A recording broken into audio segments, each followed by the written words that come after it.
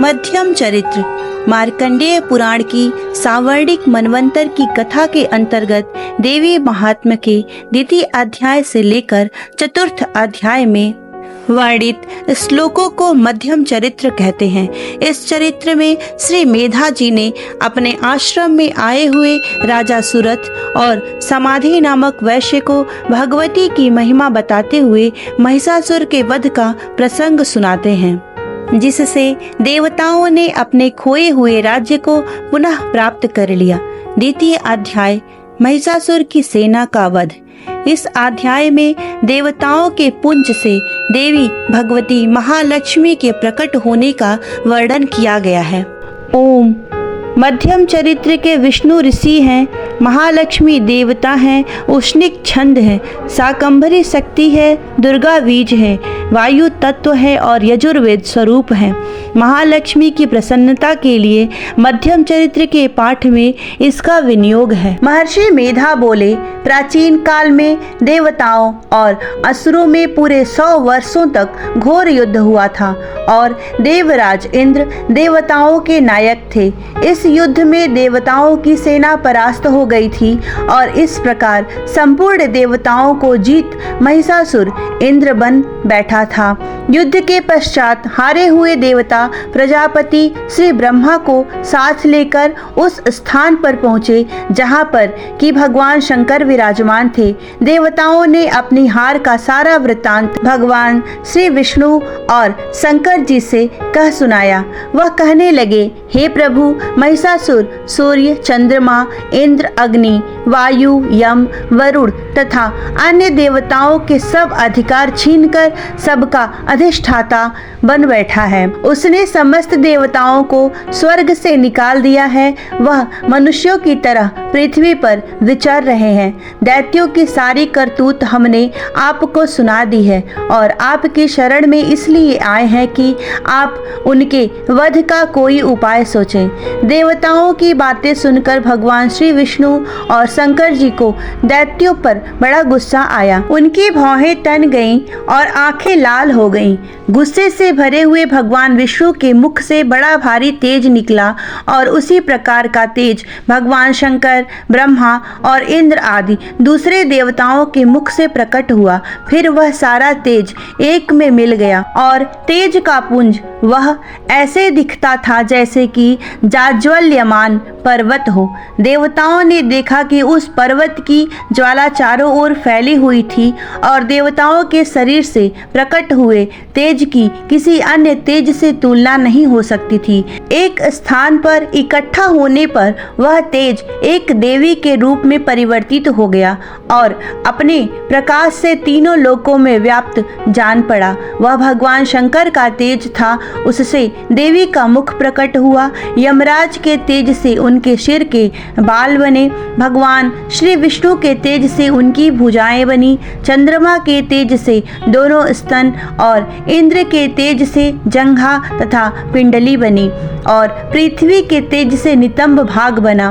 ब्रह्मा के तेज से दोनों चरण और सूर्य के तेज से उनकी अंगुलियां पैदा हुईं।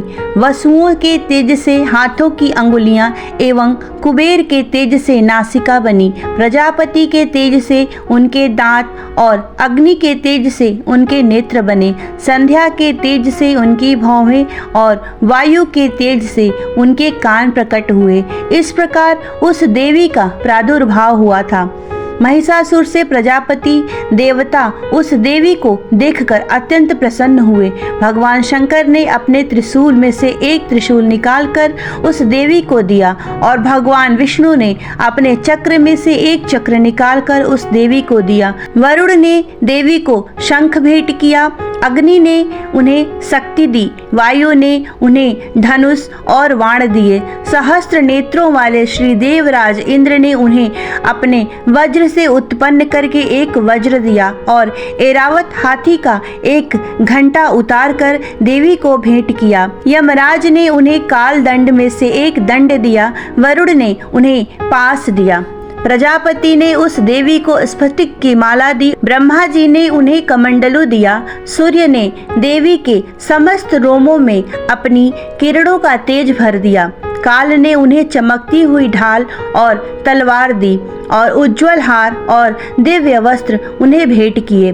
इसके साथ ही उन्होंने दिव्य चूड़ामणि दी, 2 कुंडल, कंकड़, उज्जवल अर्धचंद्र, बाहों के लिए बाजूबंद, चरणों के लिए नुपुर, गले के लिए सुंदर हंसली, अंगुलियों के लिए रत्नों से बनी हुई अंगूठियां दी। विश्वकर्मा ने उनको फरसा दिया और उसके साथ ही कई प्रकार के अस्त्र और अभेद्य कवच दिए और इसके अतिरिक्त कभी न कुम्हलाने वाले सुंदर कमलों की मालाएं भेंट की। समुद्र ने सुंदर कमल का फूल भेंट किया। हिमालय ने सवारी के लिए सिंह और तरह तरह के रत्न देवी को भेंट किए। यक्षराज कुबेर ने मधु से भरा हुआ पात्र और शेषनाग ने उन्हें बहुमूल्य मणियों से विभूषित नागहार भेंट किया। इसी तरह दूसरे देवताओं ने भी उन्हें आभूषण और अस्त्र देकर उनका सम्मान किया। इसके पश्चात देवी ने उच्च स्वर से गर्जना की। उनके इस भयंकर नाद से आकाश गूंज उठा। देवी का वह उच्च स्वर से किया हुआ सिंहनाद समा न सका। आकाश उनके सामने छोटा प्रतीत होने लगा। उनसे बड़े जोर की प्रतिध्वनि हुई जिससे समस्त विश्व में हलचल मच गया और समुद्र कांप उठे। पृथ्वी डोलने लगी और सबके सब पर्वत हिलने लगे। देवताओं ने उस समय प्रसन्न हो सिंहवाहिनी जगतमयी देवी से कहा, देवी तुम्हारी जय हो। इसके साथ महर्षियों ने भक्ति भाव से विनम्र होकर उनकी स्तुति की। संपूर्ण त्रिलोक को शोकमग्न देखकर दैत्यगण अपनी सेनाओं को साथ लेकर और हथियार आदि सजाकर उठ खड़े हुए। महिषासुर के क्रोध की कोई सीमा न थी। उसने क्रोध में भरकर कहा, यह सब क्या उत्पात है। फिर वह अपनी सेना के साथ उस ओर दौड़ा जिस ओर से भयंकर नाद का शब्द सुनाई दिया था और आगे पहुंचकर उसने देवी को देखा जो कि अपनी प्रभा से तीनों लोकों को प्रकाशित कर रही थी। उनके चरणों के भार से पृथ्वी दबी जा रही थी। माथे के मुकुट से आकाश में एक रेखा सी बन गई थी और उनके धनुष की टंकार से सब लोग क्षुब्ध हो रहे थे। देवी अपने सहस्त्रों भुजाओं को संपूर्ण दिशाओं में फैलाए खड़ी थी। इसके पश्चात उनका दैत्यों के साथ युद्ध छिड़ गया और कई प्रकार के अस्त्र शस्त्रों से सबकी सब दिशाएं उद्भाषित होने लगी। महिषासुर की सेना का सेनापति चिक्षुर नामक एक महान असुर था। वह आगे बढ़कर देवी के साथ युद्ध करने लगा और दूसरे दैत्यों की चतुरंगिणी सेना साथ लेकर चामर भी लड़ने लगा और 60,000 महारथियों को साथ लेकर उदग्र नामक महादैत्य आकर युद्ध करने लगा और महाहनु नामक एक असुर 1 करोड़ रथियों को लेकर, असीलोमा नामक असुर 5 करोड़ सैनिकों को लेकर युद्ध करने लगा। वाशकल नामक असुर 60 लाख असुरों के साथ युद्ध में आ डटा। विडाल नामक असुर 1 करोड़ रथियों सहित लड़ने को तैयार था। इसके अतिरिक्त और भी हजारों असुर हाथी और घोड़े साथ लेकर लड़ने लगे। इसके पश्चात महिषासुर करोड़ों रथों, हाथियों और घोड़ों सहित वहां आकर देवी के साथ लड़ने लगा।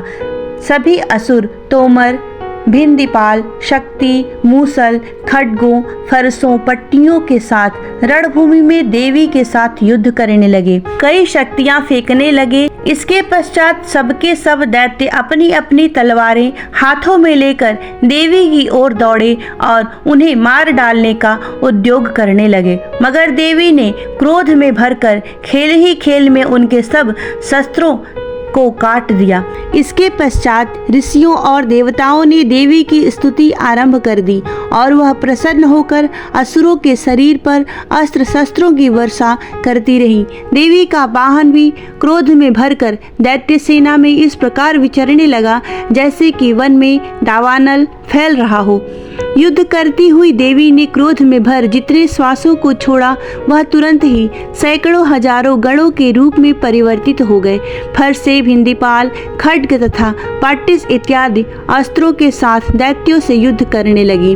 देवी की शक्ति से बढ़े हुए वह गण दैत्यों का नाश करते हुए ढोल, शंख व मृदंग आदि बजा रहे थे। तदनंतर देवी ने त्रिशूल, गदा, शक्ति, खड्ग इत्यादि से सहस्त्रों असुरों को मार डाला। कितनों को घंटे की भयंकर आवाज से ही यमलोक पहुंचा दिया। कितने ही असुरों को उसने पास में बांधकर पृथ्वी पर घसीटा। कितनों को अपनी तलवार से टुकड़े टुकड़े कर दिए और कितनों को गदा की चोट से धरती पर सुला दिया। कई दैत्य मूसल की मार से घायल होकर रक्त वमन करने लगे और कई शूल से छाती फट जाने के कारण पृथ्वी पर लेट गए और कितनों की बाण से कमर टूट गई।